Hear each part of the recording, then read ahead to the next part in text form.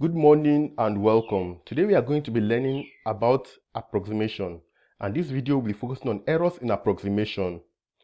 In the course of this lesson, we are going to learn the meaning of errors in approximation. We are going to learn the meaning and importance of absolute error, meaning and importance of relative and percentage errors as well. And we are going to solve problems relating to errors in approximation. Approximation, as we defined previously, is an imprecise solution or result that is adequate for a defined purpose. But this means that when we approximate, we throw away some information, and this leads to error. So errors in approximation refers to all deviations in our measurements from its true value as a result of approximation. Errors can come from measurement or calculation. When we calculate and we make errors, or when we approximate before the end of the calculation, that leads to errors in approximation as a result of calculation. But when we make errors in our measurement, then that is errors in approximation as a result of measurement. Now, errors in measurement arise as a result of our measurements being imprecise or inaccurate. The measurements are imprecise when they lack precision. Precision refers to the number of significant digits to which a value may be measured reliably. So for example, if the length of a chocolate bar is 3.453 centimeters, but we measure it with a ruler and get 3.5 cm, since a ruler cannot measure nanometers, then what we have done is we've gotten an accurate but imprecise calculation, or an accurate or imprecise measure. Now, accuracy means being free of mistakes. It also means exactness or correctness. For example, the length of our chocolate bar is still 3.45 cm, and then using a set of calipers which are able to measure to the degree of accuracy, we measure 3.457 centimeters. Now, for whatever reason, we got the degree of accuracy, we got how many significant figures are needed. However, our measurement is still wrong. This means the measurement is precise but inaccurate. So it's possible for a measurement to be accurate and precise. It's possible for the measurement to be accurate and imprecise. It's possible for the measurement to be inaccurate and precise.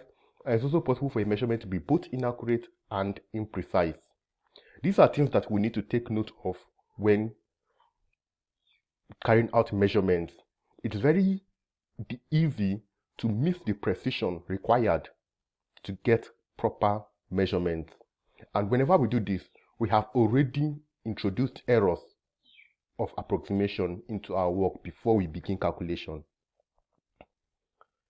There are three ways we can represent the errors in approximation: the absolute error, the relative error, and the percentage error. The absolute error refers to the absolute value of the error. This tells us how much error is recorded, and it is given by V minus V approximate, the absolute value of that, where V is the accurate and precise value and V approximate is the approximated value. So when we subtract this and get the absolute value, then we know just how much error is recorded. However, this doesn't give us a good sense of the effect of that error. So that brings us to relative error. The relative error is basically the absolute error divided by the precise and accurate value, V. So once you get your absolute error, if you divide it by the correct and unapproximated value, the result you get is known as the relative error. Similarly, the percentage error is simply the relative error multiplied by 100. So finding out what percentage of the actual value is made up of error. And that is what the percentage error is. We are going to understand all of this better with an example. Here we have an example. A gallon with a capacity of 20.5 liters was measured as 20 liters, and a bottle with a capacity of 1 liter was measured as 1.5 liters. Find the absolute, relative, and percentage error recorded in this measure. So, first of all, let us begin with the absolute error. The absolute error for the gallon, it's going to be the absolute value of 20.5, which is the actual value, minus 20. That is going to give us 0.5 liters. And that is our absolute error. For the bottle, we are going to have 1 liter minus 1.5 liters. Since 1 liter is the actual value, as was mentioned as 1.5 liters, we know that this should give us a negative number, but since we are dealing with absolute value, it's going to be the same 0.5 liters. So for these two scenarios, our absolute errors are the same, 0.5 liters, 0.5 liters. However, we know that the gallon is 20 liters and the bottle is 1 liter. Are we really saying that if the error recorded in 20 liters and 1 liters have the same effect? Now let us look at the relative error to see. For the gallon, it is 0.5 liters divided by 20.5. That gives us 1 over 41, or 0.02439. This is the relative error. Whereas for the bottle, we have 0.5 divided by 1, which is 0.5. Now we can say that the values are different, showing us that the effects of the errors are different. But can we really interpret this? It's not really clear what the interpretation of all of this means. That's why the percentage error comes in. So, by multiplying by 100, we can see that the effect of the error is 2.439. 2.439 gives us the percentage error. That is the percentage of the gallon that we recorded error on. Whereas for the bottle, the percentage error is 50%.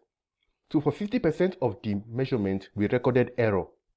You can now see that this gives us a clear understanding of the effects of each of these errors on the measurement.